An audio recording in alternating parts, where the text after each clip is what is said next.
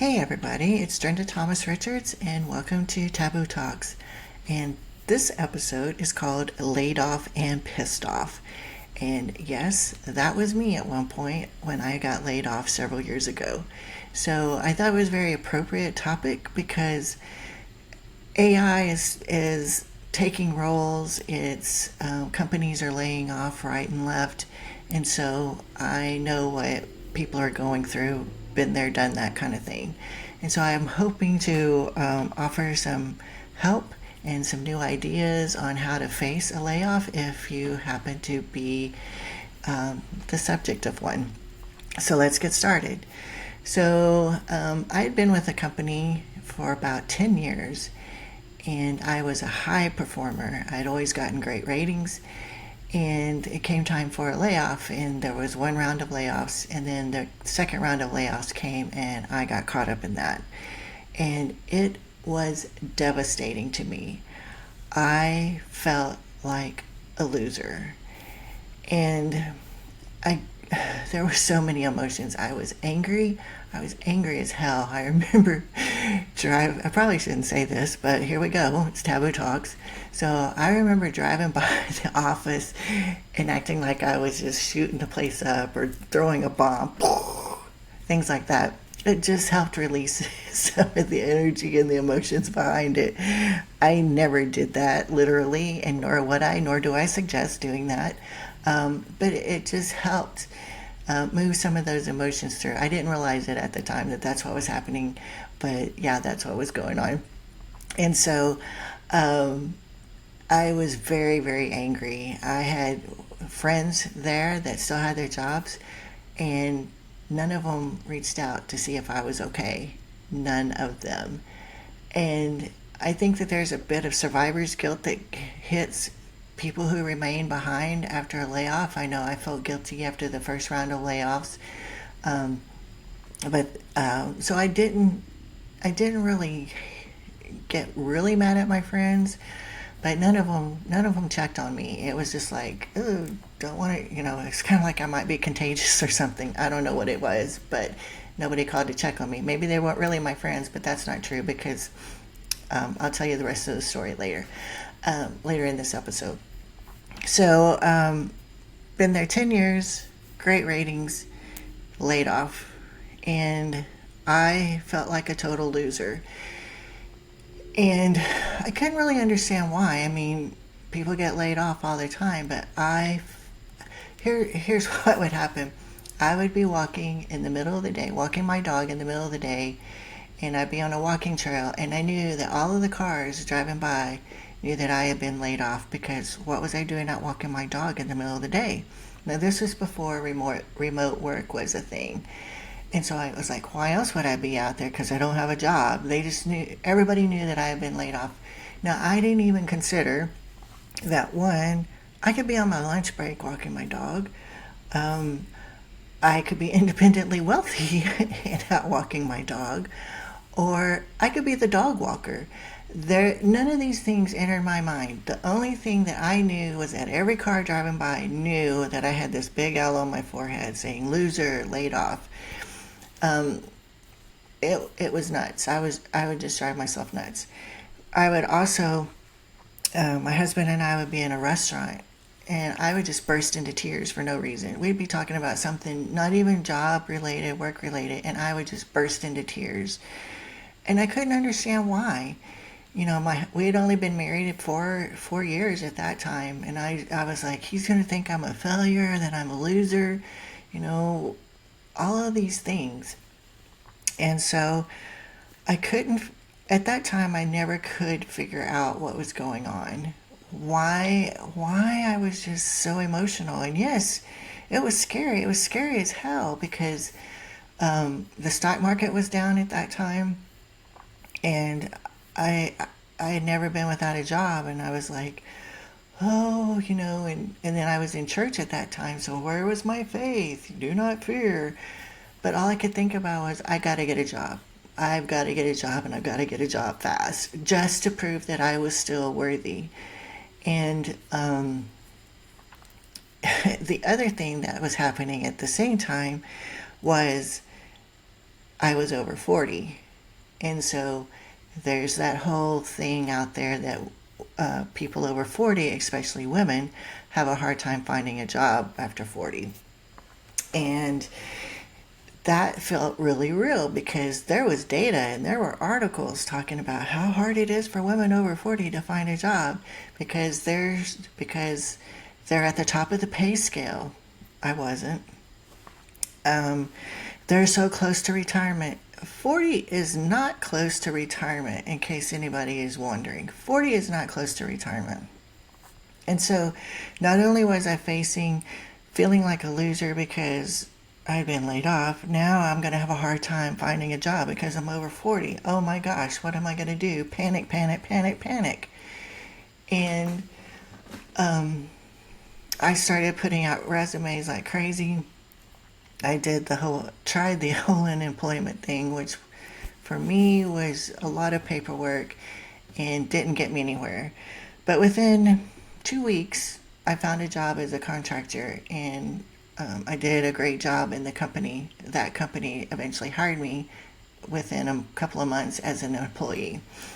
So, why am I saying all of this? Because what I didn't know at the time, and I've since learned through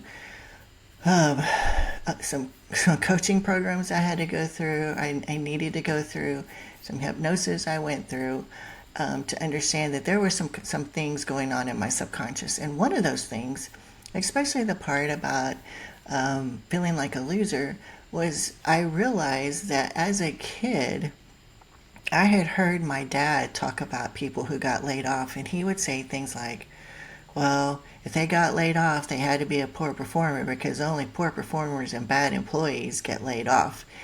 And I was a kid. I didn't know any better. And it was a dinner conversation that I wasn't even a part of, but I heard it, and somehow it stuck in my subconscious. And, 30 plus years later, the day that I got laid off, it was running buck wild in my mind.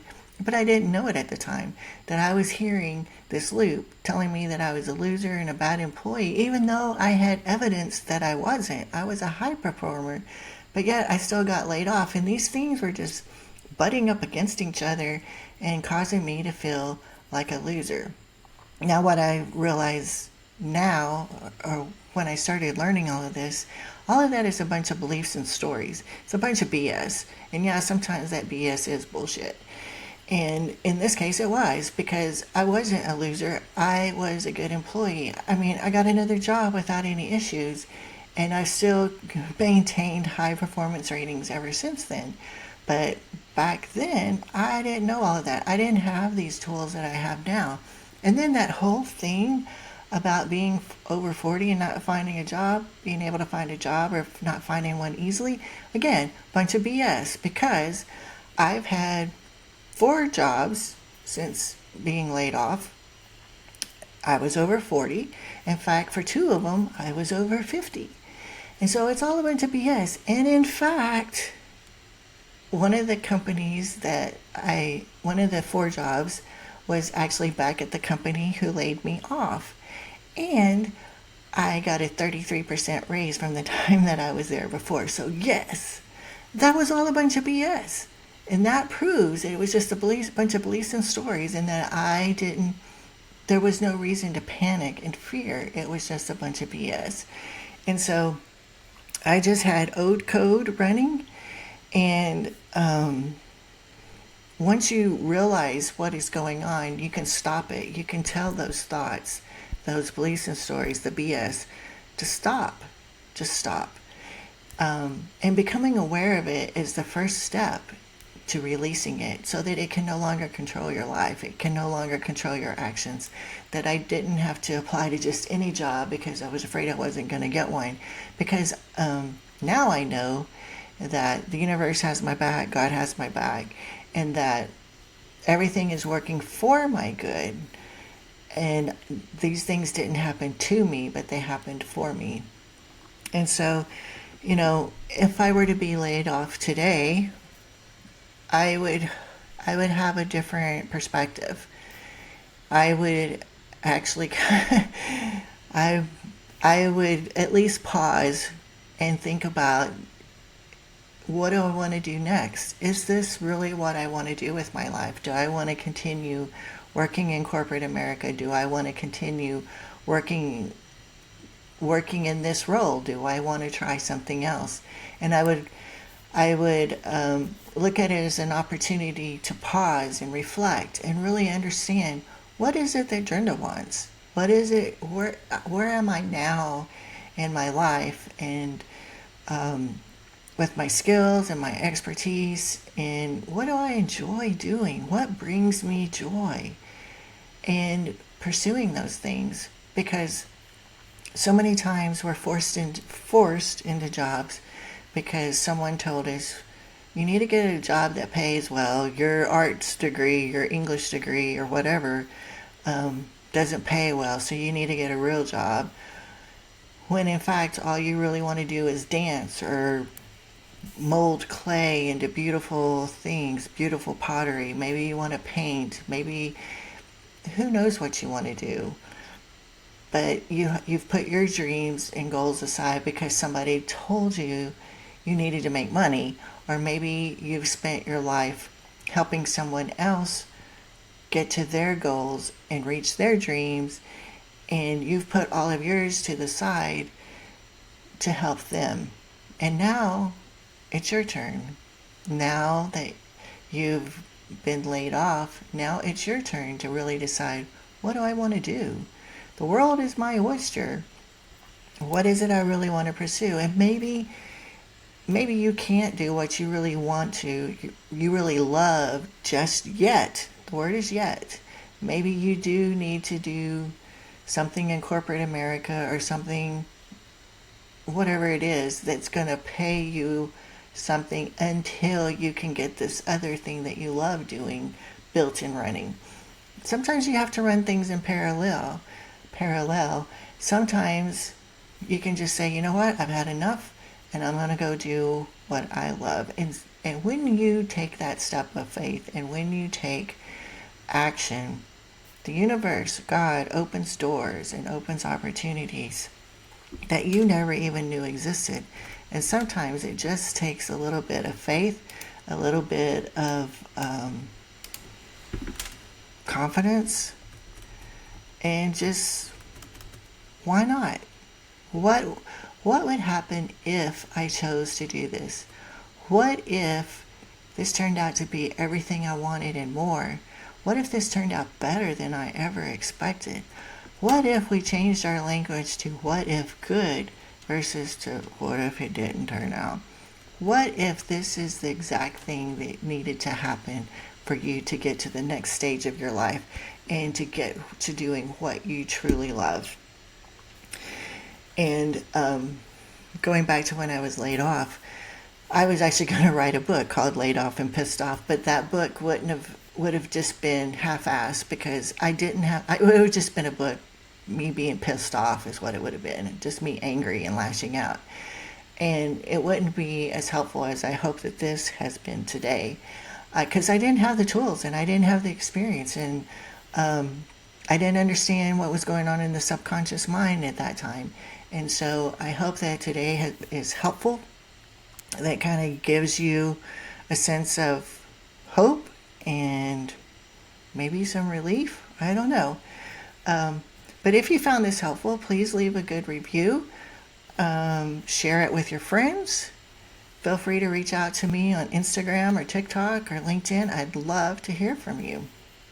So until next time, keep speaking up and speaking out, because truth doesn't need a filter. It just needs a microphone. Oh, thank you.